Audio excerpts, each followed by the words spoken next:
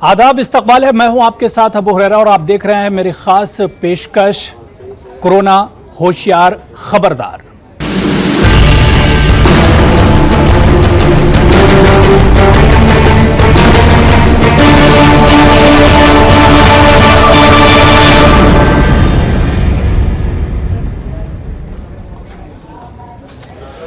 नाजरीन, लगातार मुल्क में कोरोना वायरस के मामले बढ़ते ही जा रहे हैं और हम आपको कोरोना वाल के जरिए समझाने की कोशिश करेंगे कि कितनी तेजी से मुल्क में कोरोना वायरस अपने पैर पसार रहा है। अगर कोरोना वाल के इस नक्शे पर, हिंदुस्तान का जो नक्शा है, इस पर हम एक नज़र दौड़ाएं तो बिल्कुल ये साफ जाहिर होता है। मुख्तलिफ रंगों और कलर्स के जरिए हम ये समझाने की कोशिश कर रहे हैं कि पूरे मुल्क में एक तरह से कोरोना वायरस अपने पैर पसार चुका है। खासतौर से जो मैरून कलर है या इसके अलावा रेड जो कलर है, ये बताता है कि यहां पर कोरोना का सबसे ज्यादा एक तरह से असर है। गिरवे कलर पर अगर हम नजर डालें तो यहां पर कुछ कम मुतासिर ये इलाका है और येलो कलर की अगर हम पीले रंग की बात करें तो यहां पर 100 से 250 के दरमियान कोरोना के मुतासिरीन हैं। लेकिन अगर पूरे मुल्क की हम बात करें तो यहां पर अब तक 11,000 से ज्यादा केसेस सामने आ चुके हैं। तकरीबन 10,000 जो केस हैं कोरोना के वो एक्टिव हैं और इसके अलावा अगर हम बात करें तो तकरीबन 1300 से ज्यादा, माफ कीजिएगा, 1300 से ज्यादा जो मुतासिरीन हैं वो एक तरह से सेहतयाब हो चुके हैं। इसी तरह से अगर हम मुल्क की 5 टॉप रियासतों की बात करें, अलग अलग रियासतों की बात करें जो सबसे ज्यादा मुतासिर हैं, तो कोरोना वाल के जरिए आप समझ सकते हैं इस नक्शे पर 5 रियासतें हैं। चाहे हम दिल्ली की बात करें, महाराष्ट्र की बात करें, इसी तरह से तमिलनाडु, राजस्थान और मध्य प्रदेश की बात करें जो सबसे ज्यादा एक तरह से कोरोना से मुतासिर। और खासतौर से अगर हम महाराष्ट्र की बात करते हैं तो महाराष्ट्र में अभी तक कुल मिलाकर, क्योंकि महाराष्ट्र बहुत ज्यादा मुतासिर है और महाराष्ट्र की अगर हम बात करते हैं तो महाराष्ट्र में 2800 से ज्यादा मुतासिरीन की तादाद है। तो खासतौर से अगर महाराष्ट्र की बात करते हैं तो महाराष्ट्र मुल्क की एक ऐसी रियासत है जहां पर कोरोना के जो मामले हैं वो सबसे ज्यादा सामने आ रहे हैं और अब महाराष्ट्र में कोरोना के जो मामले हैं उनकी तादाद 2800 से ज्यादा हो गई है। इसी तरह अगर इस नक्शे पर छोटी सी बिंदी आप देख रहे हैं, ये दिल्ली है। दिल्ली की अगर हम बात करते हैं तो ये भी बहुत ज्यादा मुतासिर है कोरोना से और यहां पर भी दिन ब दिन, रोज बरोज जो है कोरोना के मामले लगातार बढ़ते जा रहे हैं। तो ये तमाम के तमाम वो रियासतें हैं जहां पर कोरोना के मामले सबसे ज्यादा मुतासिर ये रियासतें हैं जहां पर कोरोना के वाकयात रोज बरोज और मामला जो हैं रोज बरोज बढ़ते जा रहे हैं। लेकिन सरकार और इंतजामिया जो है वो कोरोना वायरस से निपटने के लिए सख्त कदम उठा रही है। कल ही एक तरह से लॉकडाउन में तौसीह की गई है और इसे लेकर गाइडलाइन भी जारी की गई है। लॉकडाउन को लेकर जो नई गाइडलाइंस जारी की गई हैं वो क्या कुछ हैं, हमारी नुमाइंदा रंजीता ने हालात का जायजा लिया और वो हमें इस वक्त अपडेट कर रही हैं। कोरोना के खिलाफ पूरा देश एकजुट होकर लड़ रहा है। लॉकडाउन का दूसरा फेज शुरू हो चुका है और ये समय सीमा बढ़ाकर 3 मई तक कर दी गई है।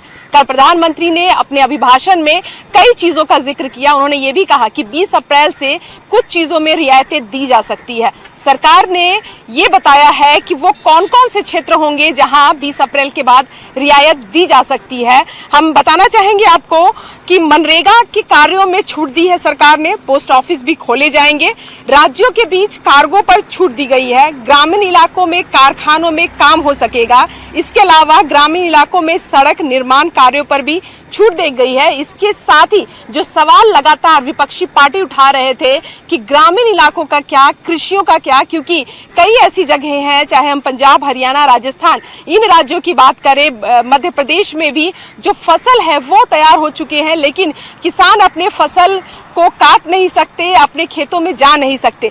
इसका इंतजाम सरकार ने किया है क्योंकि एमएचए ने जो गाइडलाइन जारी की है उसमें कृषि के लिए विशेष छूट दी गई है। वो अपने खेतों में जाकर काम कर सकते हैं। इसके अलावा खेतों से जुड़े हुए जो भी उपकरण इस्तेमाल किए जाते हैं उसके आवाजाही पर किसी तरह की रोक नहीं होगी, कोई पास लेने की जरूरत नहीं होगी।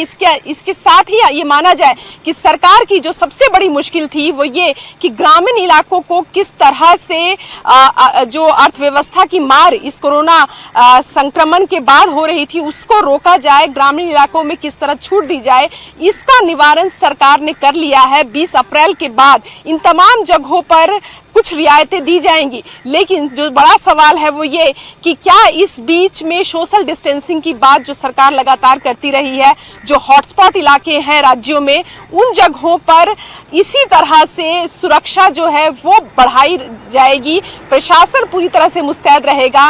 खासकर हॉटस्पॉट इलाकों को जो पूरी तरह से सील किया गया है, वहां रिपोर्ट जब तक पूरी तरह से सही नहीं आ जाती है, उन इलाकों को आने वाले समय में भी सील रखा जाएगा। ये एक एहतियातन व्यवस्था है सरकार की तरफ से। इसके अलावा जिन जगहों पर अब तक कोरोना की किसी भी तरह के मरीज की जो जानकारी है वो नहीं मिली है, उन जगहों को भी कहीं ना कहीं सुरक्षित रखने के लिए नए लोगों के प्रवेश आने जाने को भी वर्जित रखा जाएगा। तो ये गाइडलाइन आज MHA की तरफ से जारी किए गए हैं। इसके अलावा देखना होगा कि आने वाले समय में 20 अप्रैल के बाद क्या और भी कुछ गाइडलाइन आ सकते हैं, क्या और इलाकों में भी या और क्षेत्रों में भी किसी तरह की या रियायत मिल सकती है।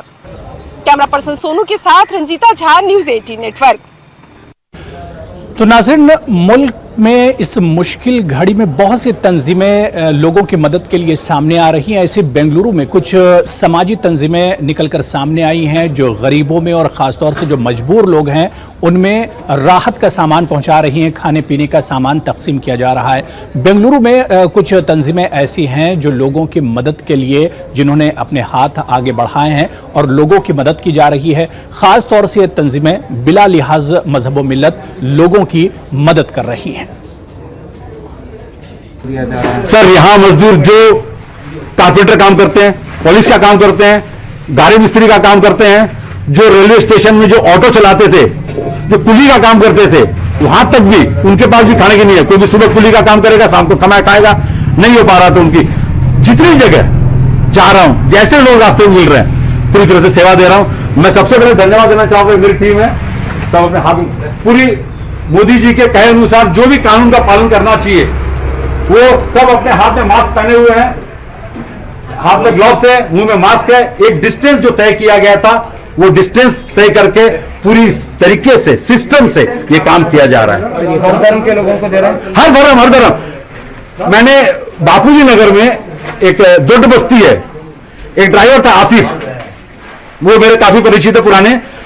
उनको मैंने 800 लोगों का खाना भिजाया था जो कि उन्होंने अपने एरिया में दिया है। अभी यहां पर सिर्फ मजदूर हिंदू नहीं है, बस्ती से, खलीलाबाद से, गोरखपुर से, बिहार से, मुजफ्फरपुर, पटना, हर जगह से जो मजदूर आते हैं उसमें ना कोई धर्म है ना कोई जात है। मैं सिर्फ इंसान हूं और मेरा काम है इंसान की रक्षा करना, इंसान को सहायता देना। बहुत बहुत बहुत खुशी हो रही है। ये काम करने से हमको बहुत खुशी मिल रही है कि भूखे ना सोए कोई गरीब, ये हमारी उम्मीद है। और हमारी टीम सब ने बोल रहा कि यहाँ पे कोई ये नहीं है, सब कार्यकर्ता है, सब काम कर रहे हैं, तन मन धन से समर्पित है। और हम यही चाहते हैं, और शशि भाई और सब मोदी जी का भी यही सपना है, कोई अपने भारत में कोई भूखा ना सोए, किसी गरीब मजदूर को खाना मिलना चाहिए, कोई भी किसी को प्रॉब्लम नहीं होनी चाहिए। उसके लिए हम जब तक लॉकडाउन रहेगा, जब तक कोई भूखा नहीं रहेगा, एनी टाइम कोई भी फोन करेगा, हम 24/7 तैयार है सर। हमने 100 आदमी से शुरुआत की, आज 1000 आदमी को हम लोग खाना खिला रहे हैं। खाने में डेली अलग अलग आइटम बनाते हैं, कभी पुलाव बनाते हैं, कभी टमाटो राइस बनाते हैं, कभी लेमन राइस बनाते हैं। और सदैव ऐसी कोशिश करते हैं जहाँ गरीब मजदूर कोई भी परिवार उनको ढूंढ ढूंढ के हम जाके खाना खिला के आ रहे हैं। तो नाज़रीन, एहतियात से ही कोरोना को शिकस्त दी जा सकती है। क्या कुछ एहतियात जरूरी है कोरोना से लड़ने के लिए, कोरोना को शिकस्त देने के लिए? डॉक्टर का मशवरा भी सुनिए। कोरोना का संक्रमण ये बहुत इंपॉर्टेंट है जानना। 2-3 चीज़ों से फैलता है। पहली चीज़ तो अगर आपके सामने कोई खांस रहा है, छींक रहा है और आपसे एक मीटर के कम की दूरी पे है, तो चांसेस है कि उसको ड्रॉपलेट इन्फेक्शन से कोरोना वायरस का संक्रमण हो जाए। दूसरी दुखद बात यह है कि वो हमारे फोमाइट पे, मतलब कोई नॉन लिविंग चीज़ पे कम से कम काफ़ी देर तक कोरोना वायरस जिंदा रहता है।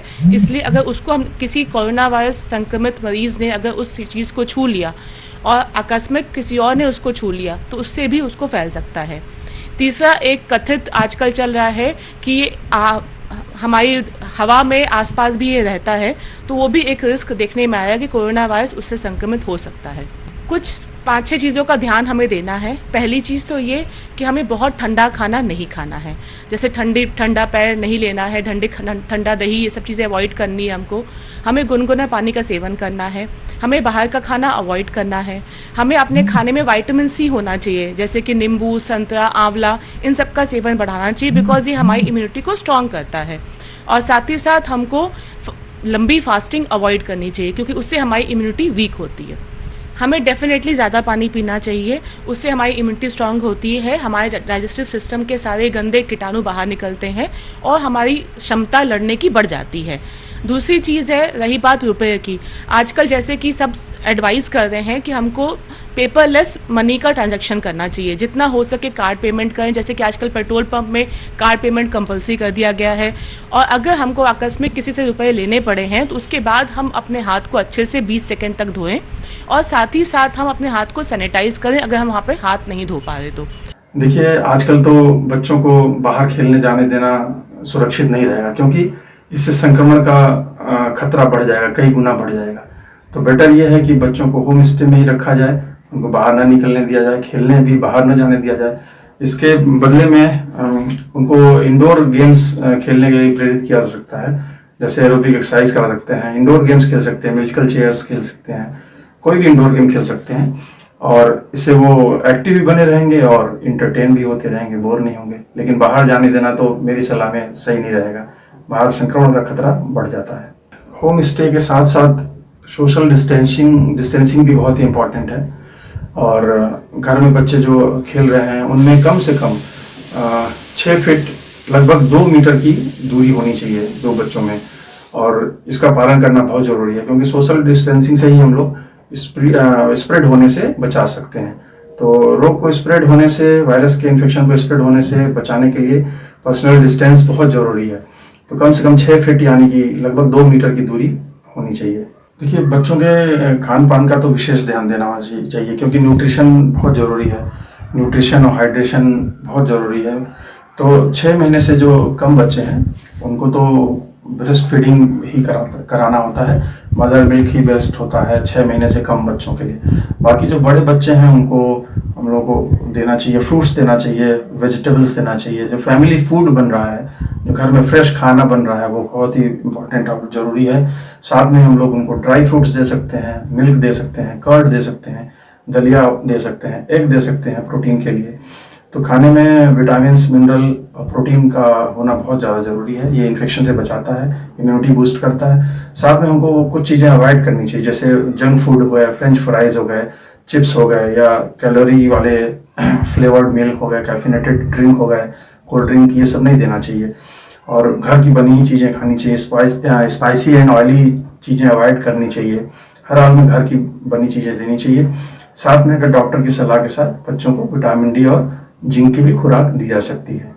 ब्रेक के बाद एक बार फिर आपका इस्तकबाल है और आप देख रहे हैं हमारी खास पेशकश कोरोना होशियार खबरदार।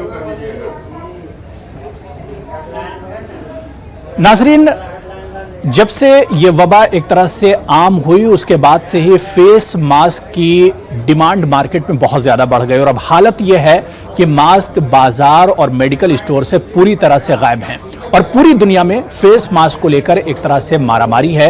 हिंदुस्तान में भी बड़े पैमाने पर अब फेस मास्क तैयार किए जा रहे हैं। ये तफसीली रिपोर्ट देखिए।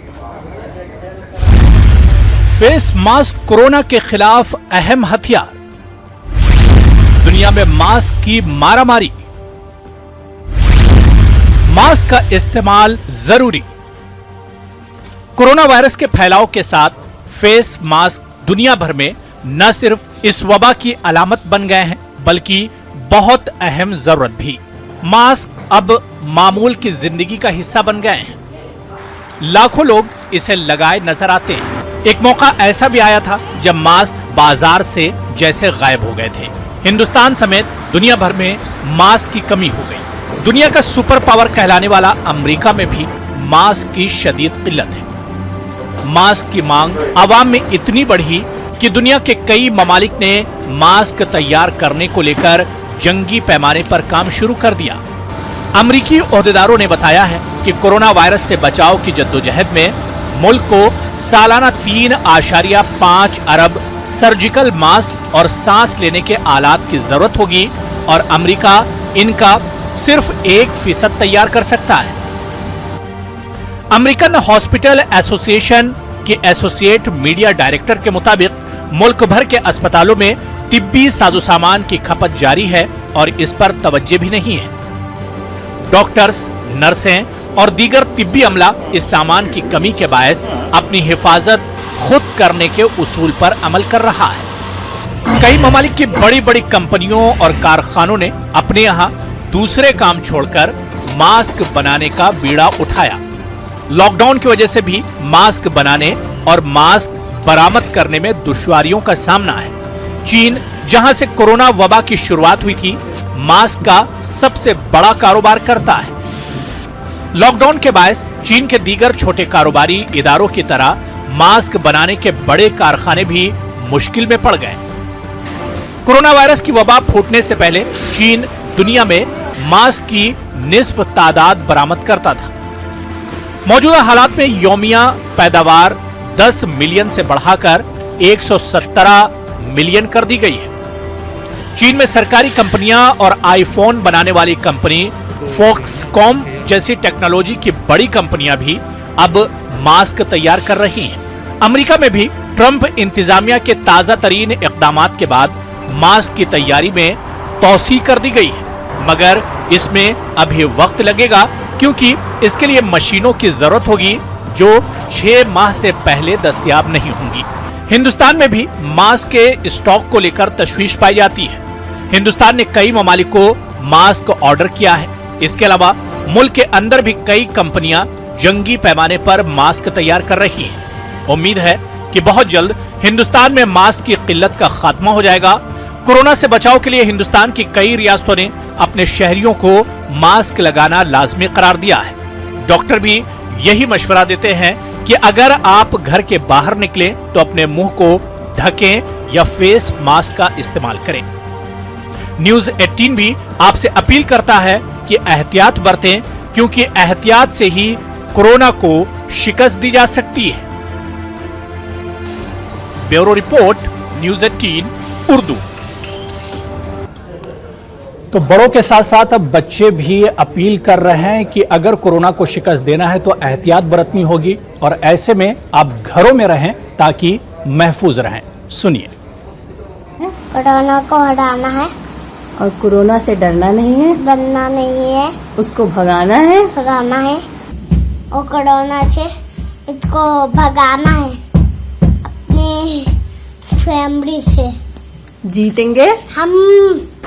Lockdown Modi uncle not to go out of the house. Oh, what do we do then? Then we have to stay in the house only. Okay, then Not to go out. once no, we'll go to Blossoms and come. He said not to go. Sure. He told the government will take me. The government will take you. Why? That Modi uncle told to not go out of the house. Okay, done. We'll not go. Okay, good boy.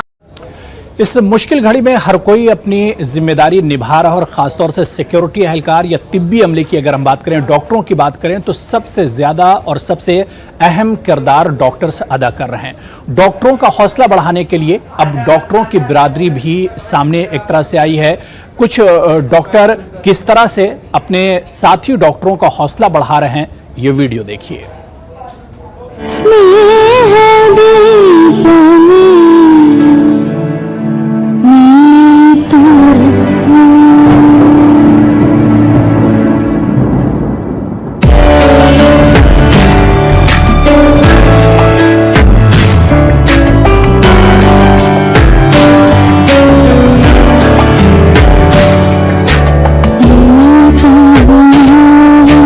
सुख बदरवाना स्नेह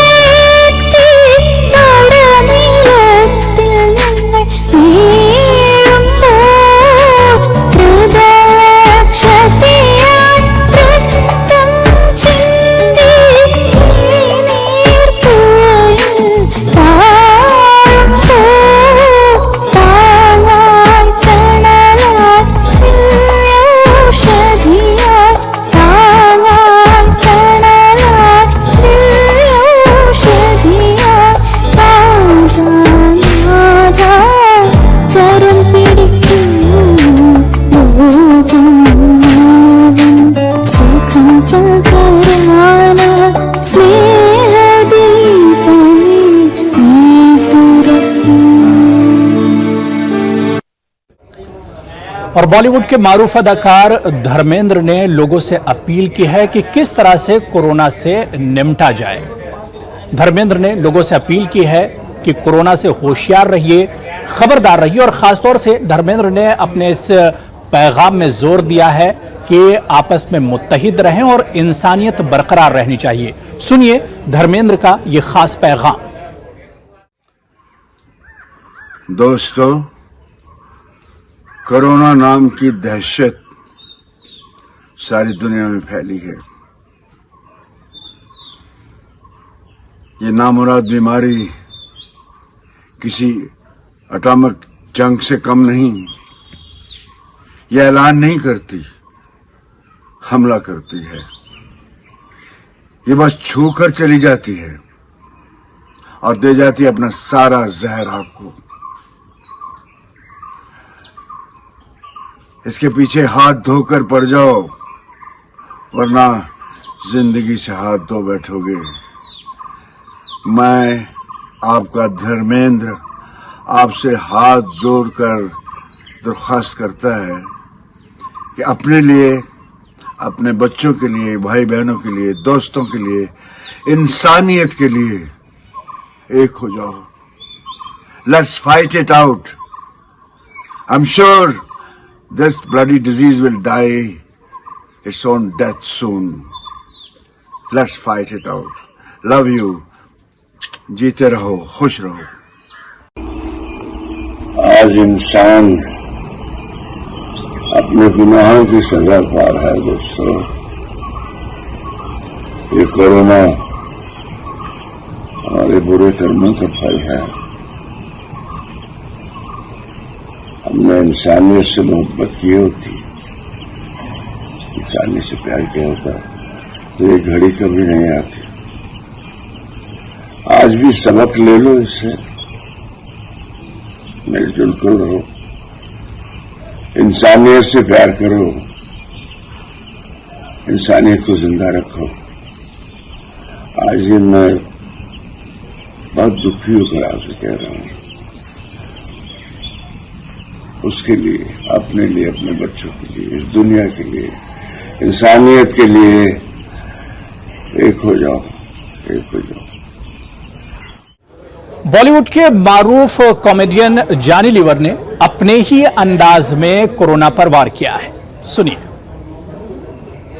corona, corona, अब तेरा रोना शुरू हो जाएगा। ऐसा भागेगा तू, भागेगा तो कोरोना मांगेगा ना पानी। इंडिया में घुसने की तू जो कर बैठा नादानी, तेरी मरेगी नानी। हम हिंदुस्तानी, तेरी मरेगी नानी, हम हिंदुस्तानी। घर में रहकर तुझको हम तो दूर भगाएं, तू बाहर ही सड़ जाए, तेरे हाथ ना आए। अरे कुचल के रख दे, मसल के रख दे, रहे न कोई निशानी। हम हिंदुस्तानी, हम हिंदुस्तानी, तेरी मरेगी नानी, कोरोना मरेगी नानी। तो आखिर में हम यही उम्मीद करते हैं कि बहुत जल्द हिंदुस्तान इन मुश्किल हालात से उबर जाएगा। इन मुश्किल हालात से हमें एक तरह से निजात मिलेगी, लेकिन शर्त इतनी है कि सिर्फ एहतियात, एहतियात और एहतियात बरतनी चाहिए। होशियार रहिए, खबरदार रहिए।